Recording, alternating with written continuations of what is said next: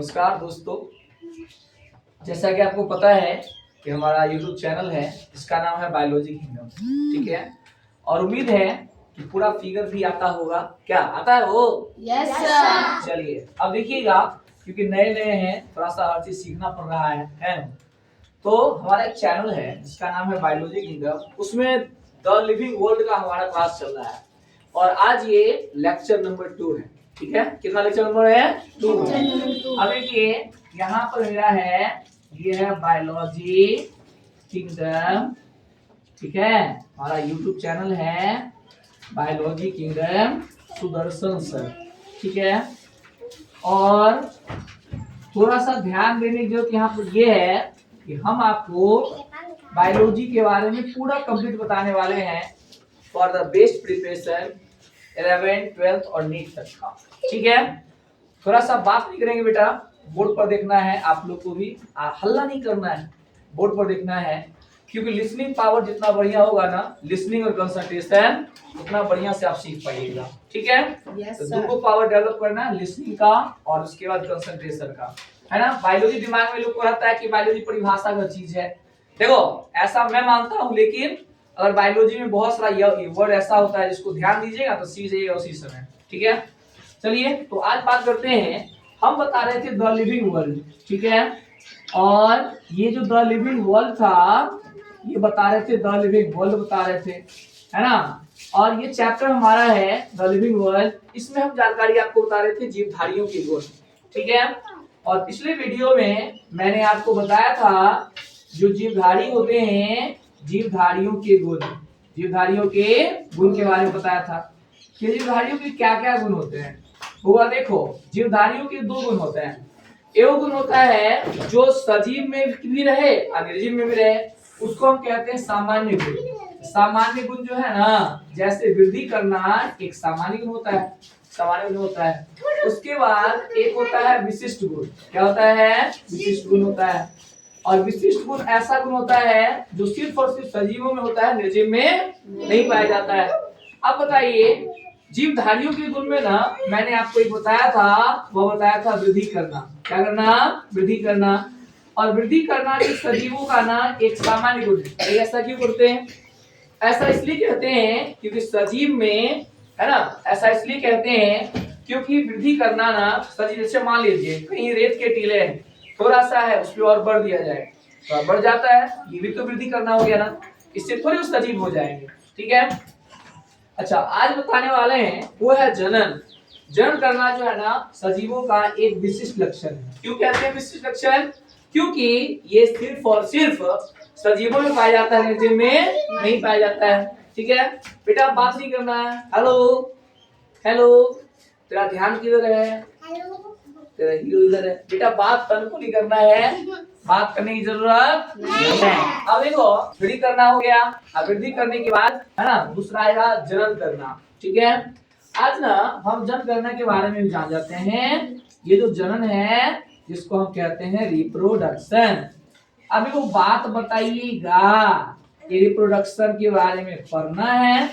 अच्छा, हालांकि आपको चैप्टर में ना 12th में जाइएगा, देखो पूरा यूनिट ही रिप्रोडक्शन का है, सोचिए, इसलिए बेसिक कॉन्सेप्ट यही जान जाना है। अब आता है जनन के बारे में, रिप्रोडक्शन के बारे में। ठीक है, याद रखिएगा, जनन करना जो है ना वह एक सजीवों का विशेष गुण है। रिप्रोडक्शन या सिर्फ रिप्रोडक्शन जो सिर्फ और सिर्फ सजीवों में होता है, निर्जीव में नहीं होता है। अच्छा, एक शब्द आता है जनन, क्या होता है? देखिए बायोलॉजी में बहुत सारे शब्द ऐसे हैं इसके नाम में परिभाषा है। ठीक है, हुआ री का मतलब होता है फिर, आप प्रोडक्शन मतलब बनना, फिर से बनना रिप्रोडक्शन कहलाता है। अगर ऐसा सामान्य परिभाषा अगर आप जानना चाहेंगे तो जनन एक ऐसी प्रक्रिया होता है जिसमें कोई भी सजीव अपने जैसे नई संतान को जन्म देता है। जब कोई सजीव अपने से नई संतान को जन्म देता है, इस प्रक्रिया को हम कहते हैं जनन। क्या इस प्रक्रिया को जनन कहते हैं। अच्छा, सजीव जो है वह जन्म करता है।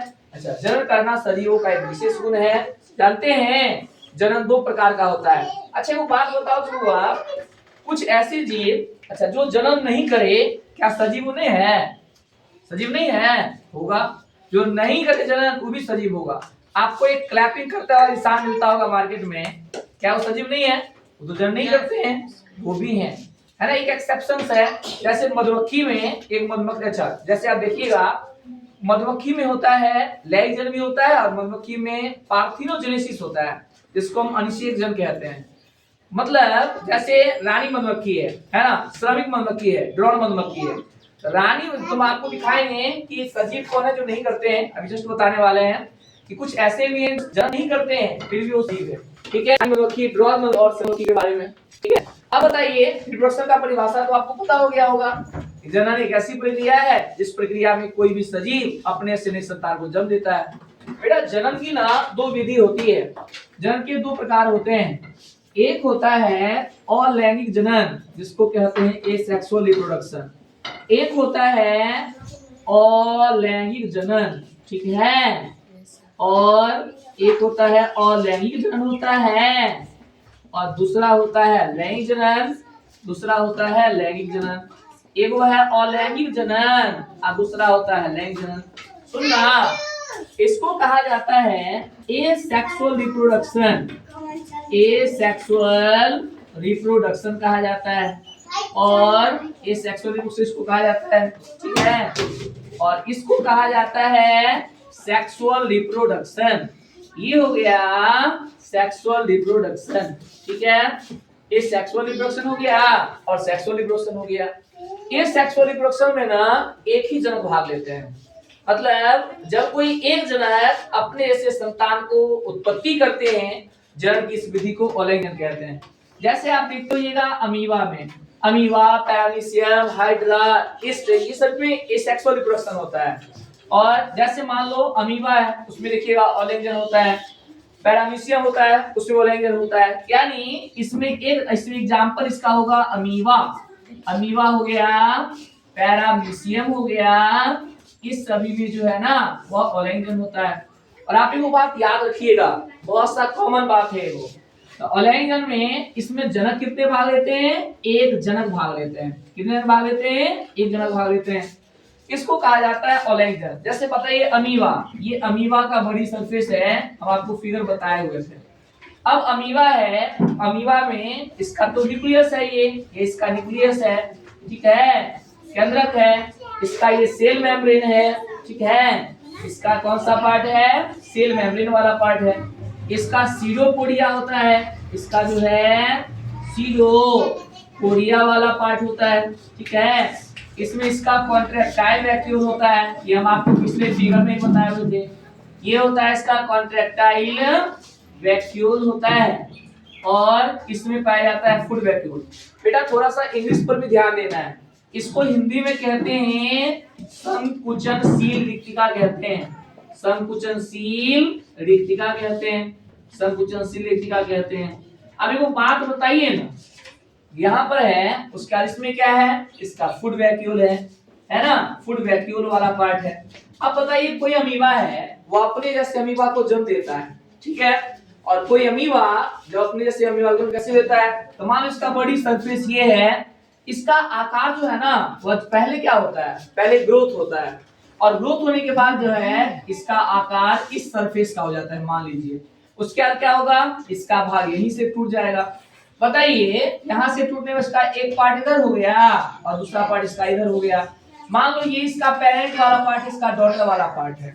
अब बताइए एक ही अमीबा है, बोलो हाँ या ना। अब बताओ एक अमीबा है और एक अमीबा तो अपने डॉटर को दे रहा है, तो अगर कोई एक जनक अपने जैसे संतान को जन्म लेता है इसको कहते हैं अलैंगिक जनन। और एक बात और याद रखिएगा, अलैंगिक जनन से ना ये आपको 12th में खूब बढ़िया से पूछा जाता है और 12th का एक एनसीईआरटी क्वेश्चन भी कहता है कि अलैंगिक जनन से उत्पन्न जीव को क्लोन क्यों कहा जाता है। जानते हैं अलैंगिक जनन से ना जो उत्पन्न हुए जीव है ना सबको क्लोन कहा जाता है। क्लोन क्यों कहते हैं, अलैंगिक जनन से जो क्लोन क्यों कहा जाता है, तो अलैंगिक जनन से उत्पन्न जीव को क्लोन इसलिए कहा जाता है क्योंकि जो उत्पन्न हुए संतान है वो अपने जनक के समान हूबहू आनुवांशिक और शारीरिक रूप से होते हैं, ठीक है।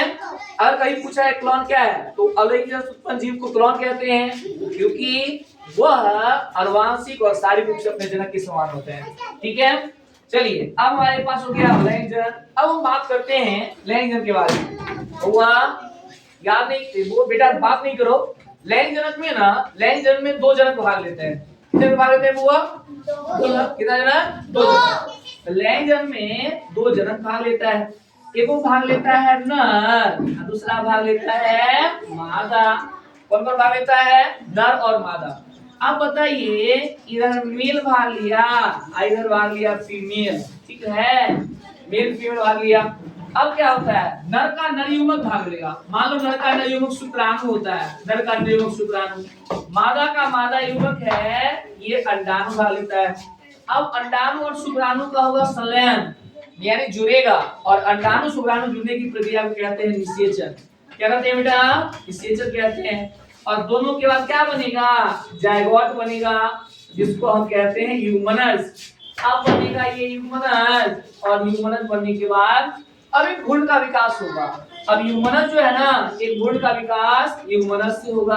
अब बताइए, इसमें कितने जनक भाग ले रहे हैं? दो। जिसमें दो जनक भाग लेता है उसको कहा जाता है लैंगिक जनक। और आपको पता है, मनुष्य में, आप थोड़ा सा गुणसूत्र के बारे में जानो। मनुष्य में गुणसूत्रों की संख्या होता है 23 जोड़ा, मतलब 46 होता है। मनुष्य में गुणसूत्रों की संख्या 23 जोड़ा है, यानी 46 होता है। दो वर्ड को ना बायोलॉजी में खूब बढ़िया से सीख लो बेटा, वह बहुत काम आएगा। एक वर्ड है जिसको कहा जाता है हैप्लॉइड। क्या कहा जाता है?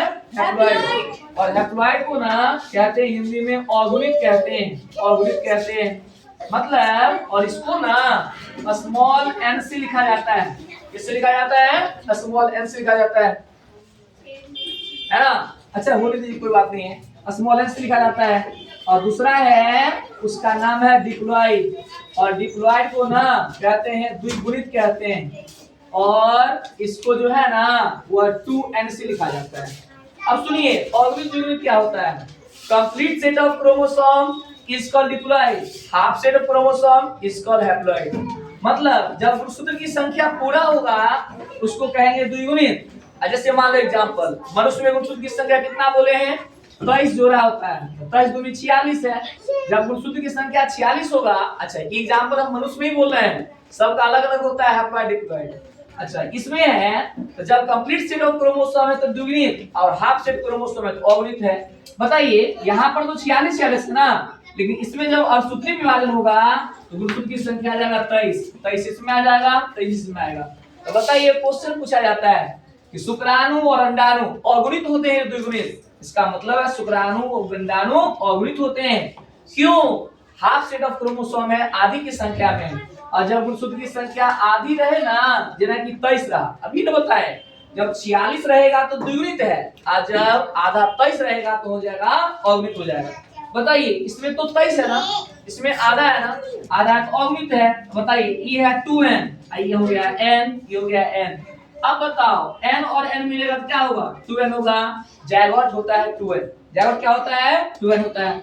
ये हो गया जीवों में रिप्रोडक्शन के बारे में। रिप्रोडक्शन करना जीवों का एक विशेष गुण होता है। अब बताइए, इसका प्रकार होता है, ठीक है। अब हमारे पास यहाँ एक टर्म आता है, types of A sexual reproduction, ठीक है।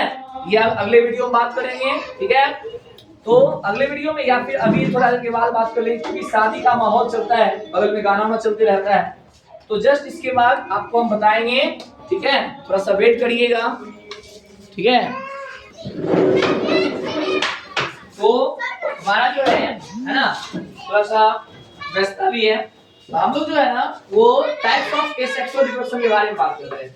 Types of asexual reproduction, sorry types of asexual नहीं डालना है, टाइप्स ऑफ रिप्रोडक्शन डालना है। कितने प्रकार के रिप्रोडक्शन होते हैं? तो दो प्रकार का है। कौन कौन? एक होता है एसेक्सुअल, एक होता है सेक्सुअल, ठीक है। चलिए अब हम आपको बताते हैं ये कितने टाइप का होता है।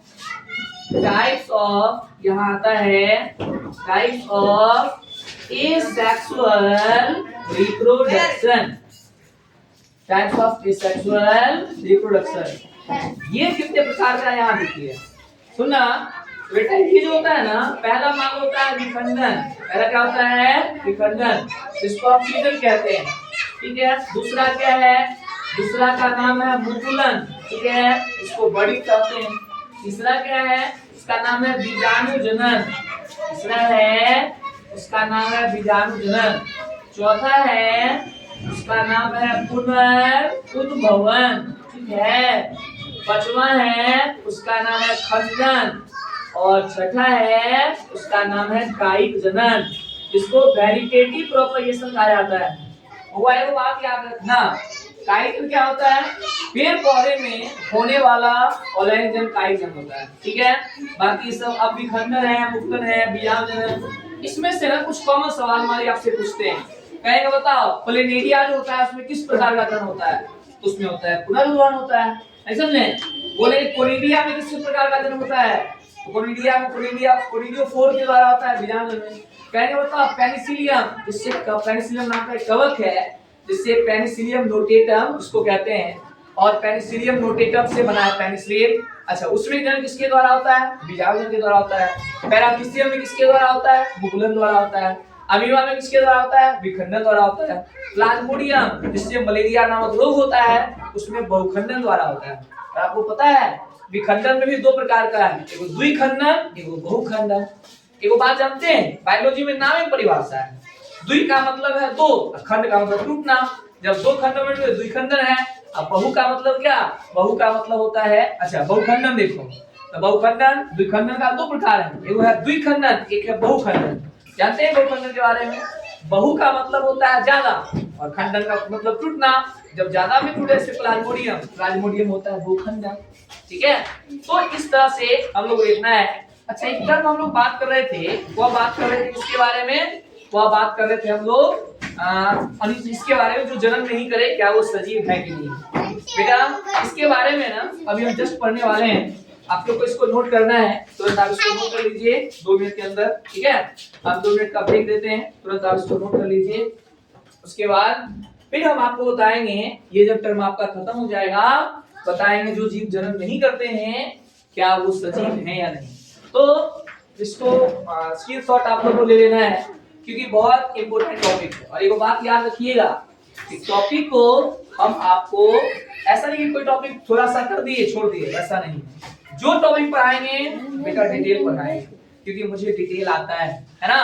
तो डिटेल पढ़ाने में कोई कंप्रोमाइज करने वाले नहीं है, इसलिए डिटेल पढ़ेंगे। और मैं कहता हूँ ना कि हमारा नाम और बायोलॉजी किंगडम दिया गया है, बायोलॉजी किंगडम सुदर्शन सर, तो इसके लिए कुछ बहुत बड़ा सोच रखा गया है, और उस सोच को अप्लाई करेंगे, और उम्मीद है कि हम लोग बहुत सारे काम करने वाले हैं। जानते हैं मेरा एक सपना है, जैसे आप सोचिए क्या, जिस दिन अगर जैसे मान लो 12th का एग्जाम, जैसे मान लीजिए 12th क्लास चलता है, जब एग्जाम होता है 12th का, सोचिए उसका ना लाइव क्लास कंटिन्यू कर दे 12-12 घंटे का, जो इंपोर्टेंट क्वेश्चन उसका डिस्कशन कर देंगे, ठीक है।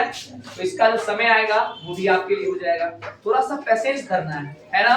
अब चीज हो जाएगा, लेकिन पेशेंस के साथ साथ आप लोग से एक रिक्वेस्ट भी है, चैनल को तो बोलना मुझे अच्छा नहीं लगता है, लेकिन बिना बोले तो बोल नहीं सकता है।